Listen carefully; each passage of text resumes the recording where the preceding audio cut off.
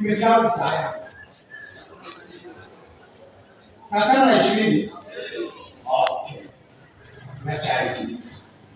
Bekadiri bima yako ni mwanzo kani ni mshauri bima. Kani muta. Itekapo kumukristo. Ilukera. Kwa mwisi sanzwe. Kwa Mungu. Bekadiri. Tumetware kwima. Mwari kuziyuko imani zaidi. Kama vile wanafunzi wanaenda shule, wakagawa mishimivu, wakanimenya, wale ambao hawawezi nikawafa. Amen. Ishauri maana hili kwa watu wakakula. Wakaelewa nini? Imani.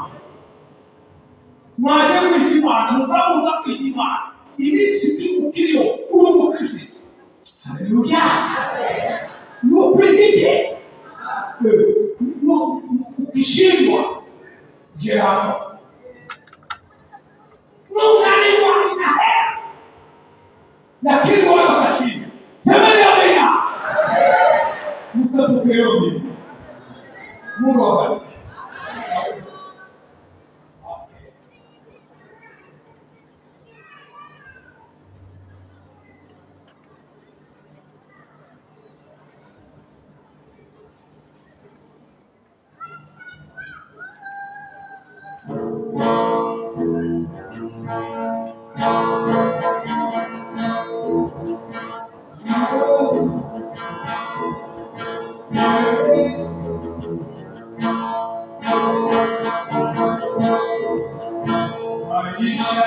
Katika dunia vitama kupata na Mungu apanaye katika mbingu akaona uarififu tukimtumikia Mwokozi tukapata roho mbinguni yafaa kuishi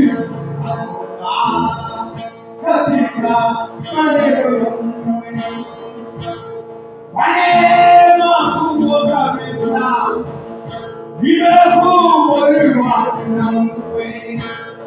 Wanema kubwa zaidi napata kumtumikia.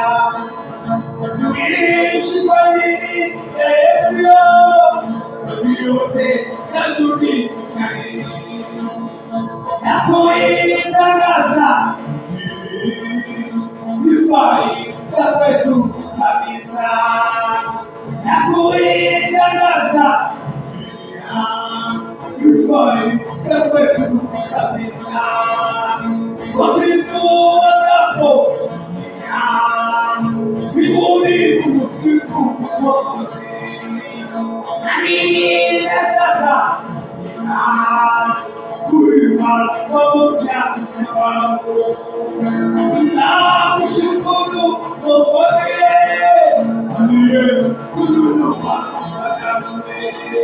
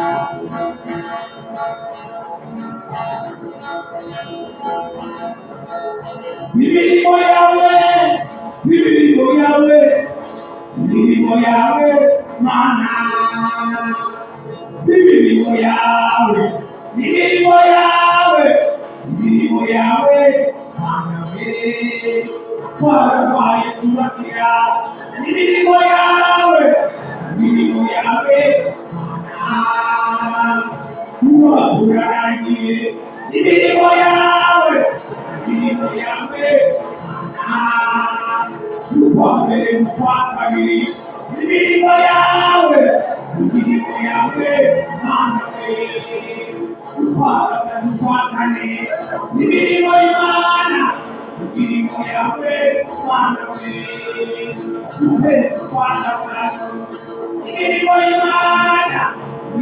yawe Mana, tukwakari imirimo yawe Mana we, tukwamuna twagenda imirimo y'Imana, imirimo yawe Mana we, wagiriye neza imirimo yawe Mana, yuko Imana imirimo yawe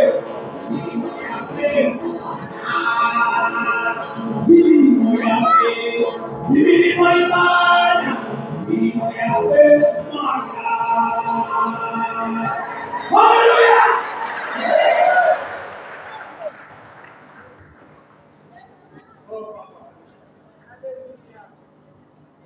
Amen.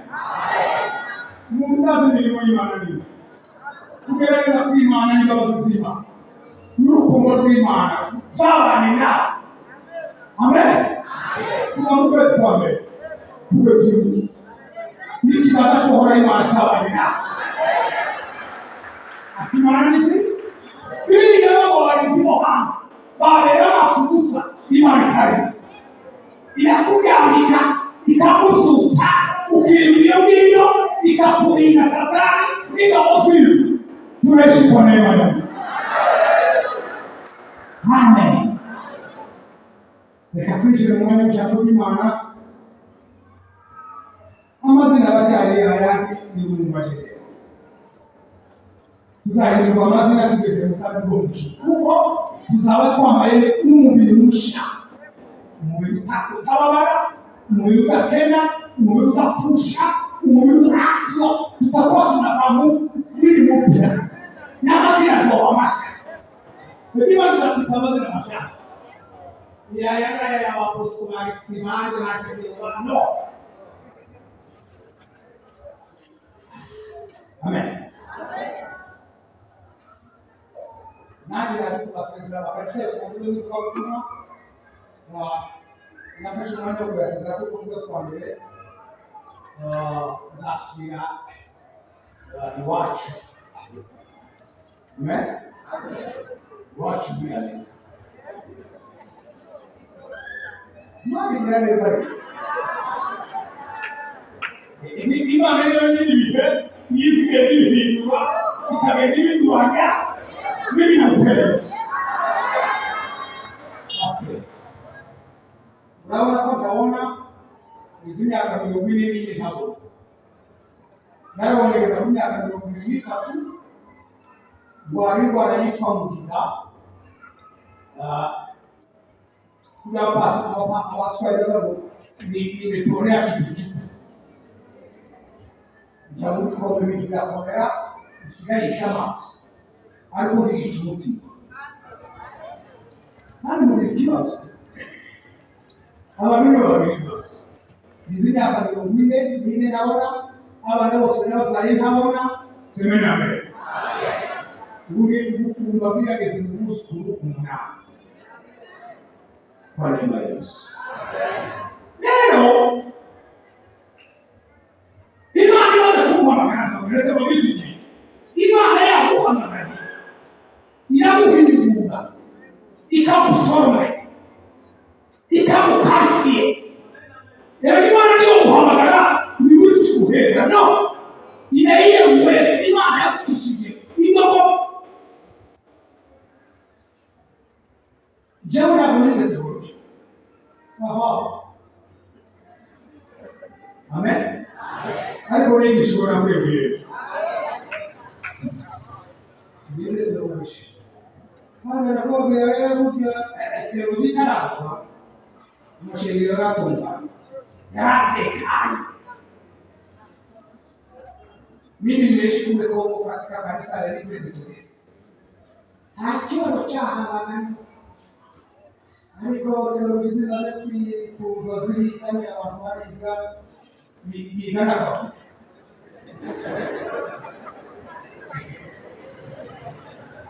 Reka semana bila.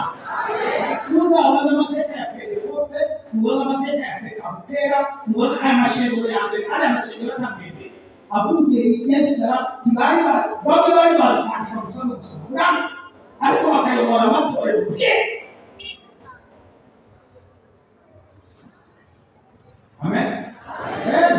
Ntabwo bagasigwa nyine teoloji, ariko rero abantu bamaze kwiga teoloji bamwe bigira Kenya, abandi Uganda, umuntu barakuza kijana mdogo yamara kushana na teoloji na mkamwakira heka mtumishi wa Mungu amesomea huko na huko.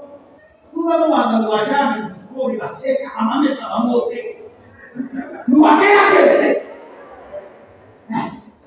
Yesu yurapo. Okay, nataka chini. Leo semeni amina. Jewe kama zima ngoma. Bali abantu ndabani Imana yamari kabisa. Uyu munsi Imana yarayima ni jambo ryitwa akaro. Iki nani ambaye ndio kwa kusoma Biblia na kitu chote kitabu mbili. Na kama kawaida. Imana yamari jambo ryitwa iki. Kwa jambo Imana Mabwiriza Imana yabwiye ubutumwa bwiza bw'Amatayo ibice 12 umurongo wa 36 umurongo wa 36 gusa. Matayo 12 umurongo wa 36 gusa. Tunaongea kusoma kwa Yakobo ibice 3 umusoro wa 2 anaanza ku murongo wa 5 ageze ku murongo wa 10. Yakobo 3:5 kugeza ku 10. Matayo 12 Francis umurongo wa 36 umurongo wa 36 gusa. Matayo igice cya 12 umurongo wa 36 haranditswe kandi ndababwira yuko ijambo ryose aho risubitswe n'imyenda abantu bavuga bazoribazwa umunsi w'amateka. Amen. Sinora kwa kana sikuzi sinora kwa sikuzi. Mako chini kitu. Kandi ndababwira yuko ijambo ryose aho risubitswe n'imyenda aho abantu bavuga bazoribazwa umunsi w'amateka. Amen. Yakobo gatatu umurongo wa 5 w'isi bakusoma basoma izina rya Yesu Kristo haranditswe n'ururimi nikoro n'urugingo rutoya rukirarira ibikomeye aho yaba ishyamba naho yoba indirite ridomekwa n'akariro gake.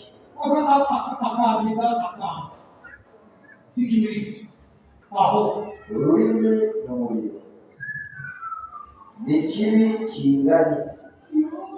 Ururimi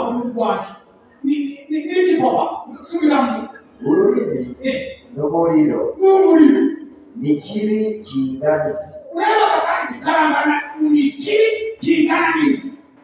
Ururimi rwashyizwe mu ngingo zacu ruhumanya umubiri wose rudomeka ukubaho kwacu kose nabwo ruba rwadometswe na Gehinomu. Kuko amoko yose y'ibikoko n'ibiguruka n'ibyikwega n'ibyo mu kiyaga bigundwa n'abantu.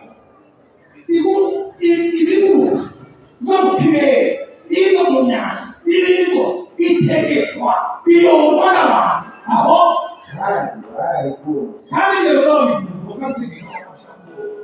Ariko ururimi nta muntu yoshobora kurugunda. Ni urubi bucagatirana bwuzuye ubumara bwica. Ubwo nibwo dushimisha umwami data wa twese, kandi nibwo dutumisha abantu baremwe mu ishusho y'Imana. Mu kanwa kamwe havamo umuhezagiro n'umuvumo. Bene data ibyo ntibikwiye kumera bityo. Ibyo ntibikwiye kumera bityo, ntibikwiye kubaho. Amen. Ndabiyegeje mu izina rya Yesu. Tuganiriye akanwa kagizwe n'amenyo kakabikwa n'undi. Ayo niyo magambo Imana yampaye ngomba kubwira abakristo baje bajya gusa. Usome Bibiliya, Imana yiyeretse Musa yari hari na Bibiliya ku mutambi witwa Yetiro. Niyo Sera yari umugeni w'intama ziwe, yari yararongoye umukobwa wiwe. Bibiliya itubwira ngo Imana yibutse isezerano yasezeranije Aburahamu iyo mu bwoko bw'Imana ukuntu utesetse mu giputa. Imana yiyereka Musa. Mwabe wabere numenya kushera ururimi rwawe, numenya kushera kanwa kawe, kuna siku au musiba izi ukisezerana na kusezeranije nyamara ikarisohoza. Mwarimu yuko kama Mungu semenya wera kandi kana amasezerano Imana yasinye nawe kurera kanwa kawe n'ururimi rwawe. Imana igasinyura amasezerano yari yasezeranye nawe. Bwana asifiwe. Bwana asifiwe. Bibiliya yatubwira Imana yereka Musa ari intama ica mu bihuru cy'aho sinzetse. Ni ibisaka mu gihugu bw'iki. Ibisaka kikaza kigurumana ariko ntibihe, kikagurumana ntibihe. Bibiliya yatubwira Musa azakuraba icyari kimuhaye muri cya bisaka, muri urwo havamo ijwi ry'Imana. Mwarimu zikora Imana izibwira hose. Rero n'ayandi magambo Imana ituye muri bo. Niwe wawe hanga mu cyumba cyawe, muri salo yawe, handi ukorera mu isoko, hariho rezo y'Imana. Hari abantu benshi bagira bakakabwira pasiteri n'abarimu iyo bageze ahantu muri ukavuga ko Yesu we bakagira ngo Imana bakagira ngo bajya gukora Imana yawe. Haleluya! Imana ukubera Imana ashimira Amen. Amen. Abantu bose tutayino sana. Tutaiba amshelo. Sasa kuna kwenye tunaishi. Ndio wale. Mama wamelezewa. Imana chabucho saka chako kikubwa. Imana bila msawe Musa aho ahani ubie. Na hera hali shegani. Bali bali Imana tuyo na hera au Kristo ya au Kristo hii au Kristo hicha au Kristo kwa na hera itu kama tunapiga watakatifu ahamuri ni bora yake amshegero kwibotuma mama baba ngani mama Imana yangu akakuko kubashi ni wewe na wewe kwa kidani ka Musa kuzamateka yera kule kwa Farao muzizangu waye Imana yareba kwa Yesu osirareba iyo na Musa yarazi kuvuga neza yarakamisaka semenya bira reka mubego alikuwa kama huko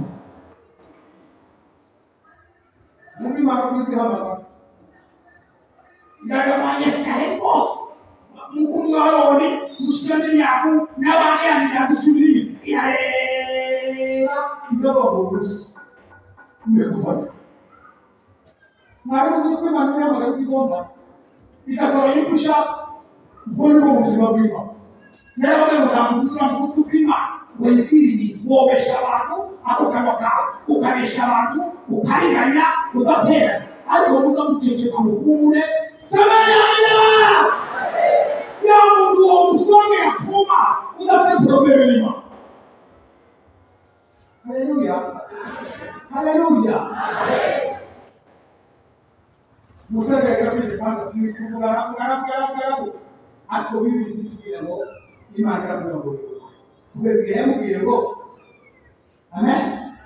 Kugeza Imana yabwiye Musa ngo wowe zavuga Imana biko byatsi muri bibiri zavuga Imana imbere ya mukuru wawe abo uzoza kuvugiramo nawe uvuye muri yabo.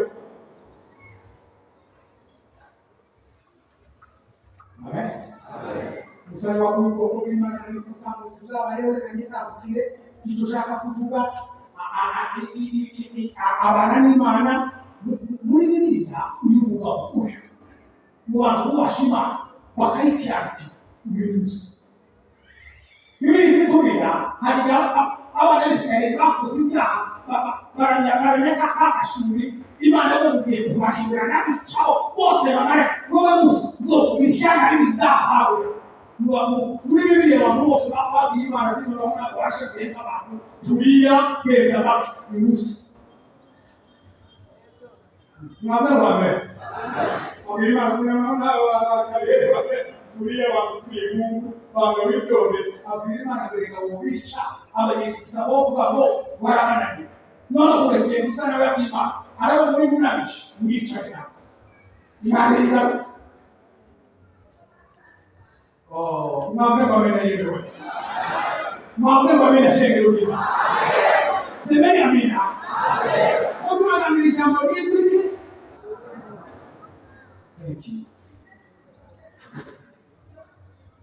Abakristo alai imepigos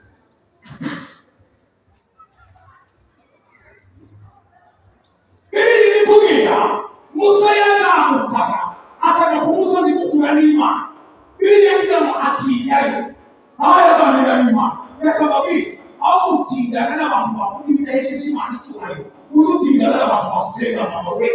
Semeni amina. Semeni amina. Amen.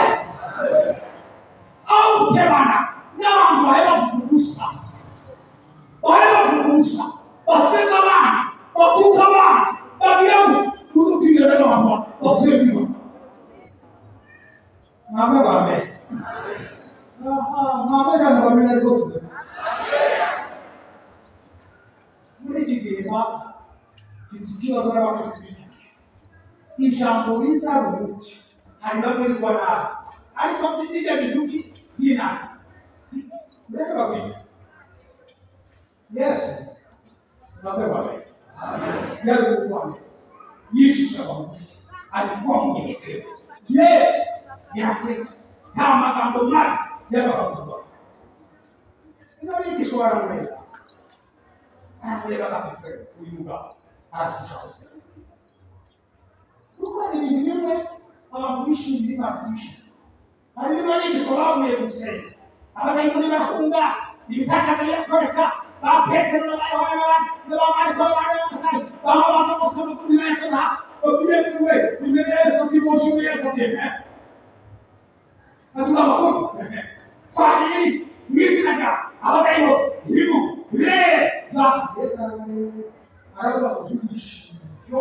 Ahubwo mwishi. Nuko amazina ya. Yani cyo kitaocha. Mwabuze mwamenya. Mwabuze mwamenya. Ekani kandimu heza manota. Yesu akakwa uruso. Kuko zale mu mitima. Amen. Amen.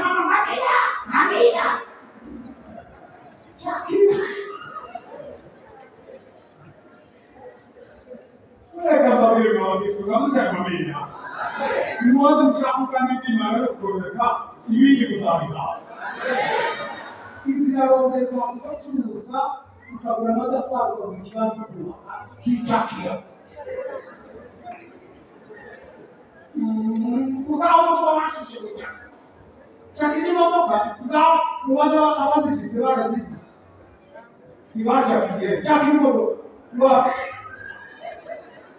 akaba kifue ukipata Yesu umepata kuanzisha kudani bima mwaweza kuamini mwaweza kuamini ukosema unasema kwamba hivi sikiuka ni wale wote sigawa wale kwa kiasi unachakini kisiga so kichile amen sasa kama uswahili mazao yupi kama aipi ni wao hicho kitu kwa kusema ikawa ndio kupenzi Kati kama mmesikia kama mmesikia pakazana mafuta mwingi kitakachi chokumba ya Yesu. Mafuta ya ila. Ya muziko iwacho ndio nikaje kitu. Alikawa watu kitu kama mafuta ya ila. Kwa hiyo kuelezea hivi. Tu ya wasipa. Hiyo tu. Teke shida.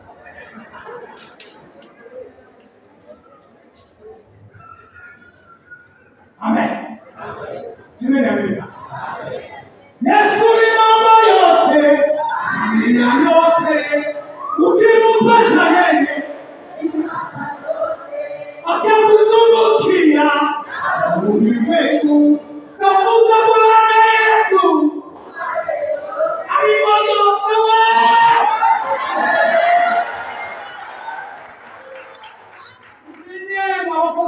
Mama Maria mnize neema wa Yesu kwa tuya Yerusalemu neema wa Yesu hapa kama mtaera ya kasema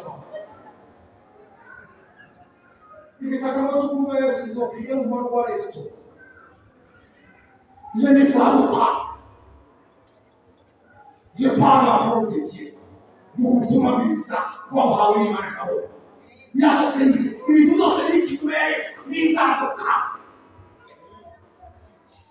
Amen. Amen. Amen. Na masije. Mwana, wewe Amerika. Mwana, anaona Haleluya. Au shida kwa mimi Yesu. Basi hii ni sawa. Imani yako kujama alabani wao ni kitanga kama Yesu. Alabani.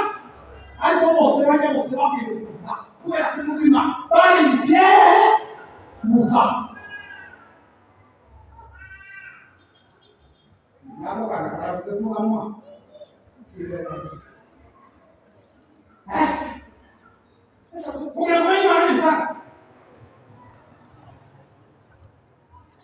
amen amen amen amen na chakula ni kama moyo kama na chakula Nani chakizana shambwe? Na wana kichakiza. Na hewa. Nilekana mkua kisha mawili. Je vais partir chez moi. Tu peux le voir. Só que já vou queimar no curi. Você vai dominar! Você vai dominar! Amigos, como na Yesu. Olha só. Para trabalhar com o curi. Kwa wewe tutakase na wewe ni kwa mimi sema mimi ni kusema hapa kwa wewe tunasaidia na yako kwa pishi nilipanga ukatu ya mwana pishi nilipanga za pishi leo kama zile yake hadi mimi kusema Mungu mataifa baada tu unaenda kumwongoa Yesu arabu na Mungu kusema kimuka bongo na kimuka kusema mbishi Anawa ya leo ndio kama kusema hapa nusu yano ai atoya anawa ya mweleka mterase mbezi ni so mkele ndio kupele muda ndio kupele kamera uruhu Kristo Yesu anawa ni utarase na mbezi kuke ndio baba amen ndio baba amen amen kwa ndio ndio Mungu la kwa kusuluhisha izina ya wewe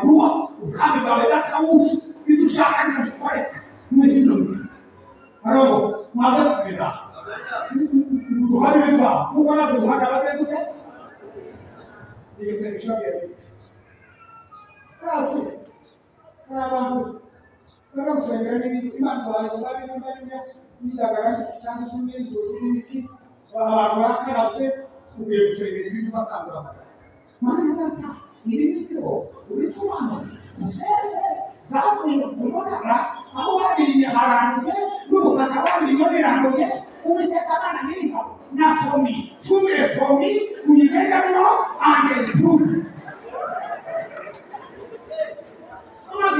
amazi yawa kama abantu baga ubutaka ubutaka barimo bumurira wowe kugeza ku bihugu byawe urebakiwe tanase nikuhe ngo ano mugazi sabiriho bakabose haleluya nikuhe na muzito na muri mukarere na muri Usefo bina musu bagereyo unakurareba uteshuru abana bamutuye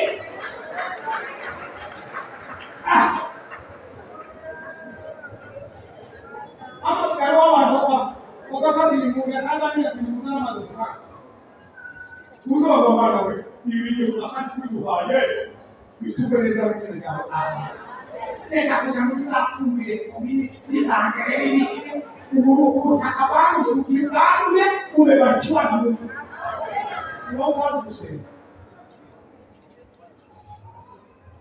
mwababame gusenga abantu bakarere kufite amateka tuna musoro kure tugiye kubitangira abarwayi undi twarekereye biroshimye amen Biblia tutegusa akasenga atunganya tegeko akanwa nakorana n'iki n'ururimi niya nabo bari mwihema ry'ibonaniro ahera baratandukanye rero n'imibare nabura guseka gusa muraza amakuru bene karoti burone n'imana kugira ngo gusa utweke sentro abakozi b'imana baratanguye bavuze ibiki uriya roni yashatse umugore w'umunyamahanga nuwa imana y'abantu semerera iyo umuntu ahamagaye gusabira yawe yewe yewe umuntu ahamagaye kumuranga umukozi waje ako karwa kanyu muzokaze imana y'abantu barareba nigitanga abakozi umuntu uri umuntu useba amen reka babiri ikintu ni amagambo ava hanze amagambo aba mu gusenga abantu baseka abantu bagenda bavuga abantu bagenda bavuga maze bamenya baraha ntibaba hasi abantu bakuvugana urazi n'igitanda nari nagize ubwoba cyagiye paseri yahaga ku kiba y'abageni aza ku rugo rwa gatandatu aravuga ngo abantu babona ikintu ngo bashishikaye ntabwo imana ikaba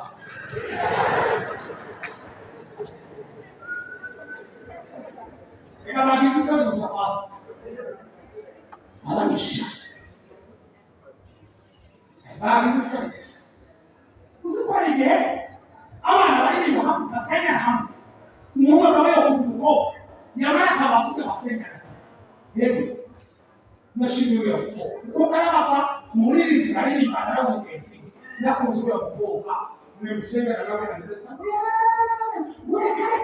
mucira yawe akoraka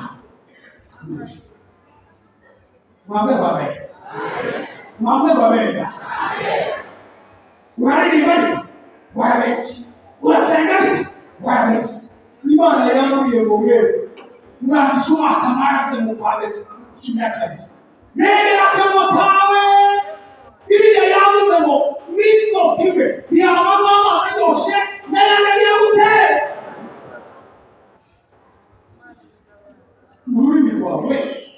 rushobora kuba rugahesagire kandi rugire gute ruvume mawe wawe niba nyinshi ziri mu gusenya kubera Imana yabikwiye abakobwa mwese ururimi tuzobigomba kuri w'abantu bafashe niba mugende gutukana mugende weshe mugende ruseke mugende mwana Yesu yaramanuriye niba kandi nawe babe arimo ijambo rwose risubizwe na mbere niba mu kanwa kawe umunsi w'imperuka uzaza uturashamisha haleluya utaraye ereka probleme zose pasa ibibagoye n'akabura izo wavuze zose bajya bagenda bakagira ikibazo bajya bagenda banereka bajya batera ibitangazo cy'abakuturi kirabitigira abakozi b'Imana Zamacha kamunde.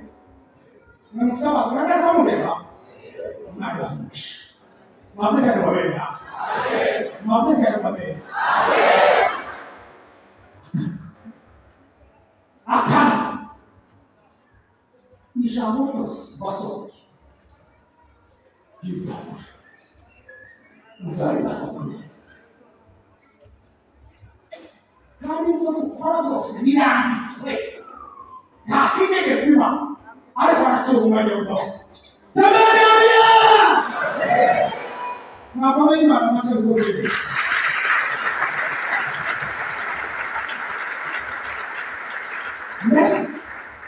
Nashimu salama, nashima ya kwanzisa, oliko chale chale, nashima Yesu. Ilili tagino Dumune zero washe Aliho mutwaru Wakumu Mumumu Samadamina Ishamoni mahani na yuwamufusa Imana yawe wakanwa Uri Aka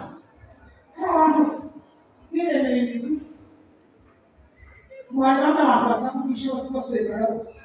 La policia, come se io non hai Bakal di mana orang sekarang? Aman juga kasih mereka tapi mana? Ya policia, pasti sama. Aku, lu sama musa. Gua kok bawa ini? Buiko. Nih, beda punya sih mobil. Lu tak ada mana? Oke, ini saya akan memilih strategi Paul bisa suasana apa? Apa mana? Apa baik? Ambil. Mana boleh? Mana boleh ada posisi? Ibu nama. Dia kau begitu suka, usah zaman. Nah, kita Wirahan kota Jawa di Cina.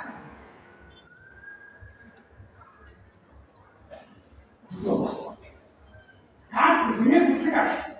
Ada. Musimnya semua ada musim. Kan itu presiden apa? Bukan hanya bupati. Presiden apa? Udah musim lima. Umur satu sahabat itu yang kita tuh.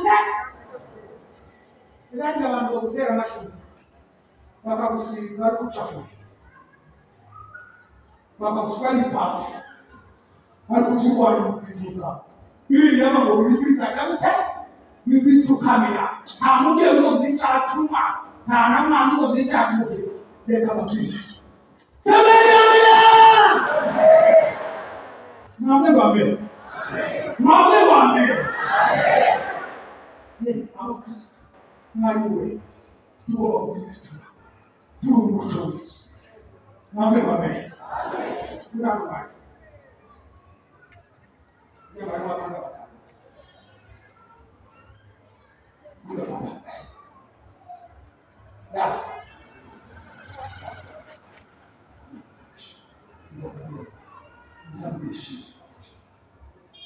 turi hafi kandi ibimenyetso byose no kuza kwa Yesu n'ukuri bituzisiye ry'abantu yadukoza iki musu nawe igitega n'ukuri y'abantu kimbere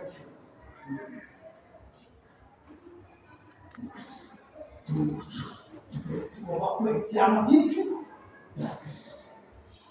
Pawulo yaravuze ngo semerera twebwe tugomba gushushanya abiki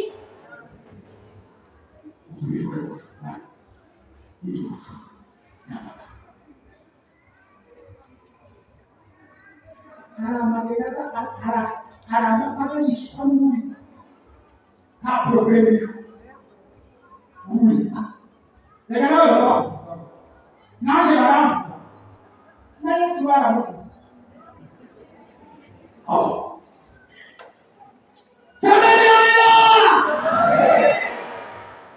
yavuze uri muti yavuze egima ni muti yavuze n'umuntu n'uwarureme mutima umutima utarikanya umutima utarikanya mani nturabisha ngo wabonye n'akasanga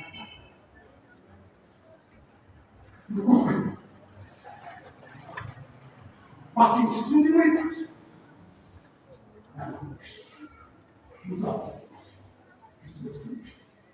komeni mani amashini yaturanga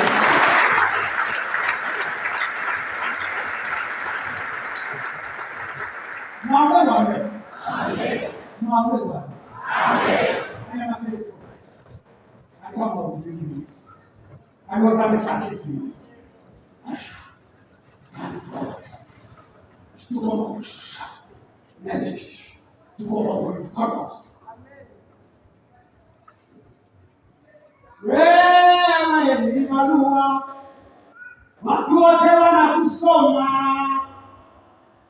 sikiliza mamadu akikosa mwenye akitubu msame zoni babaka na kupasha tukia kupika tena tutane semeni amina semeni amina leka ikitutana kwa Kristo bali azikushire kurumi kwa ndio umukristo yabo bamucha icyo bakora kibamuharika barusenga kuba bimana yogenda gute mama we tumuririnda mu kubamucha erega kitwaga basakana kagambye akagazimira abantu turacari muka bakabwata au kumusenge kana mubi erega wabundi nibiri yakora ubwo muri Dikwabamo ineza kibo muruva bariki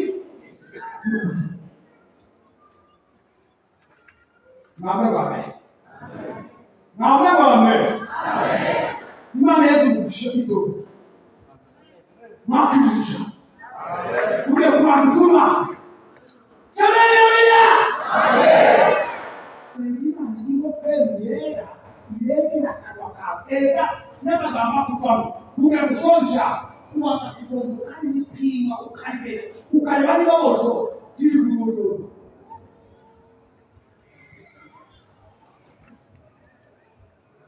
Yule ya kubi Uri Wale ya Unaka kimoba Ay Unikiri Kirutis Muri Murasani Sobefwe Jihana Mutobunga ibindi bintu byose n'amasomo mu kirere n'ibindi byose tukabitegeka bari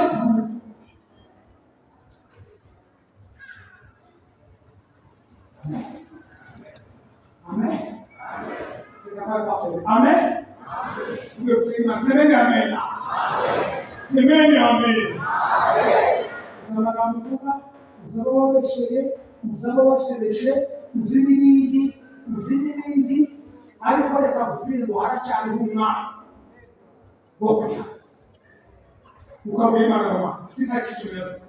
Ukabwira Imana ngo twitwakire. Mbabanya abantu natse bari kwa kuwambe. Abo yareshe. abona akazi, abona sebishi. Bwira umwana wawe. Muri wacu, no gushima, no guhimbaza, no gusengera abakaka. Uravuga amagambo ukabasenga gute? Wabasenge! Simama mchubaji. Kuja tuombe watu. Haleluya. Haleluya. Imani zikani. Msele imani. Kaza kwa kuzawia. Zawa na zoba heza. Hapo watu akawa mtu. Lakini na sasa. Wawe. Leo kwa. Narawe wana. Kama kama na nasema barasika. Mungu kweli maana akaragusa, barabu kapasa. Barabu. Hadi kuacha nikao.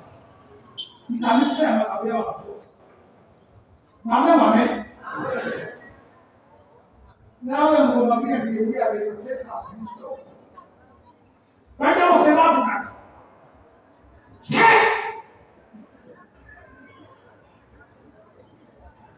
Aofi wasio bilana. Buri akora ni Mungu michoro. Kachipuru. Usimaliza kenyaye. Usimaliza. Yesu wakupenda ni kutoka. Watu kagenda na makuru. Baba. Ni maana yuko kabisa.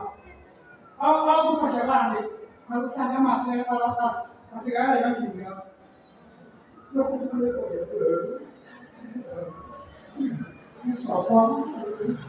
Mpaka warundi. Imani hii ndiye. Basi, kuna zile kale zile ndio sasa. Kwa Mungu na nini wafe kwa.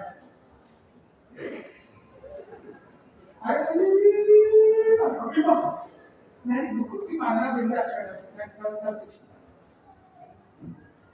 Nara jawab ni motor itu jangan Yesus. Nara dosa apa sahaja. Bilang ada di motor kamu punya dosa. Tidak jelas. Tapi itu. Betul jelas.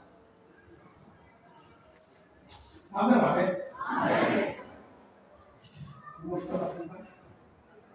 Iba watu wa Afrika halifikia zile migration nyingi wa watu ukikora watu ndio yote hata baada ya action ni mzima nimeenda kwa leo kiko wao ni hadi sima yeye kama Samaya amen kwa hiyo na mashine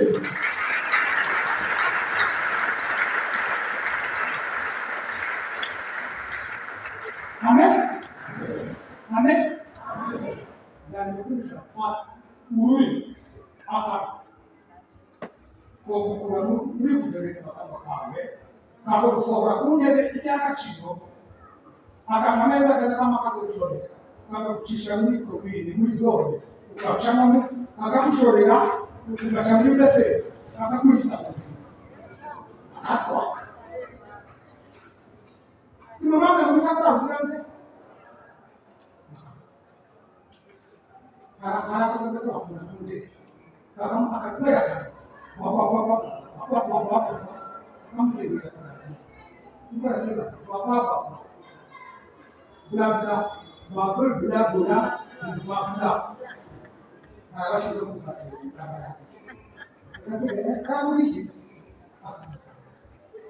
kalau bukan salah, di para jadi kamu seperti orang.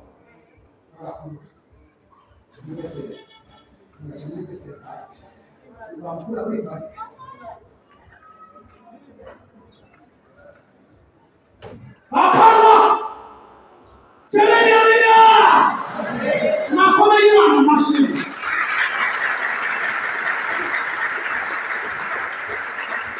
wala ni ya kama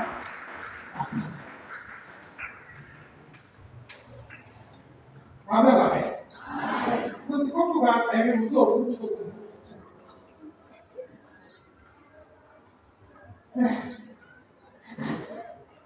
Kuvuga muzo. Nasante mpanga ho yawe. Tegera kane. Mpanga yawe mugera ko yasigaye mpanga. Mpanga waziziki. Mpanga we waziziki. Naka dije. Mpanga. Isigo. Yanga tabasha. Jena isigo. Ngozi zikaka. Ari kwa mpanga yawe. Tabirisha mpanga yawe. Yawe. Washika kibanda. Wao. Mpanga kuna kiacheche. Arakumi.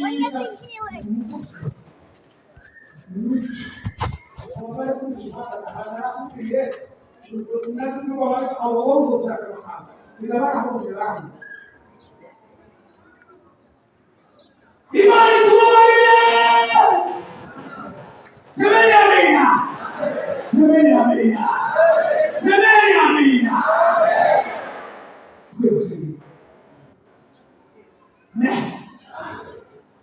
Wishi kumutani wicha.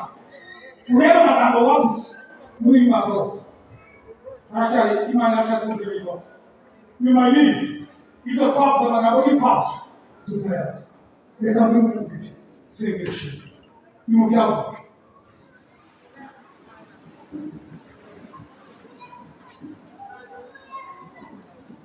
Yekana arachimana. Yekana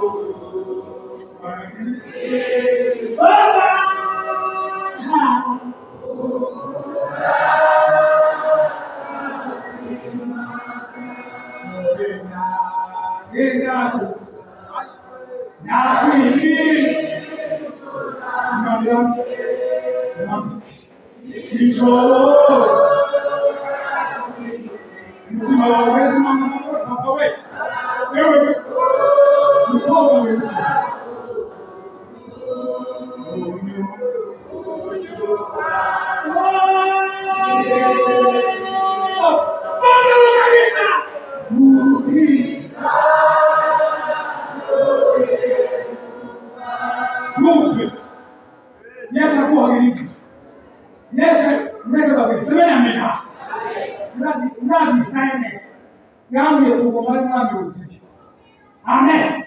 Atarabariki. Nima. Usiamona de Mungu. Semeni amina. Ni sana ulima. Anataka wewe. Mbona ngoni maana ndugu nyama ikida mte? Akina mwanadae bali. Mbona malaika wima. Kwa kumika kubicha. Yangu. Mbona shisha kama haya sana. Bwana wa Mungu. Semeni amina. Mama wame. Na nijame. Halidosi. Halibisika. Washinda kuluwezi. Kule kuliwa. Hala wanabuka na pasa. Hala wanabuka na pasa. Wanamorose. Wanamorose. Kuraizi. Nuso kumemu. Nima ni kamera. Nima ni wakuricha. Nima ni. Nendo kule usiku. Nawe wame. Lewali kichikika kishinyazi. Anabazo kutisha. Anabazo wanabiziwa. Waila mtafuka. Waila wale wanabazo. Mwana mwe wapo. Wapo kutura shonisha. Semeni amena. Nada. Baliho. Nada kikwana. Araba. Bagi basi sikara. Wamawa. Imani yangu ni amen.